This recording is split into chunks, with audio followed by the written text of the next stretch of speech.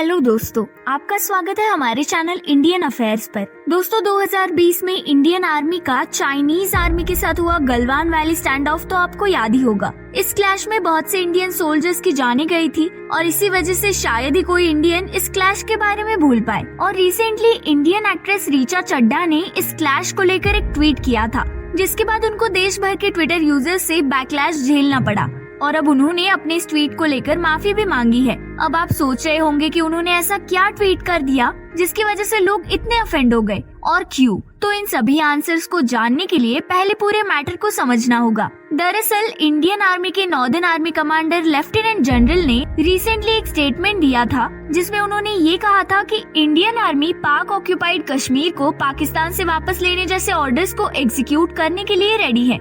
एक press conference के दौरान उन्होंने कहा कि अगर इंडियन आर्मी की बात है तो इंडियन आर्मी कुछ भी करेगी जो इंडियन गवर्नमेंट उसे ऑर्डर देगी और हमें जब भी ऐसे ऑर्डर्स दिए जाएंगे हम इसके लिए तैयार हैं। उन्होंने आगे ये भी कहा था कि आर्मी हमेशा तैयार है और सीज फायर को कभी ब्रेक नहीं किया जाता क्योंकि दोनों कंट्रीज के लिए यही अच्छा है, पर अगर कभी भी इसे ब्रेक किया जाता है तो इंडियन आर्मी उसका रिप्लाई देने के लिए भी पूरी तरह से तैयार है। और उनके इसी स्टेटमेंट का ट्विटर पर रिप्लाई करते हुए रीचा चड्ढा ने ट्वीट किया था कि गलवान से इज हाई, और उनके इसी ट्वीट के तुरंत बाद बहुत से लोगों ने उन्हें कमेंट सेक्शन में 2020 के गलवान क्लैश को लेकर स्लैम करना स्टार्ट कर दिया।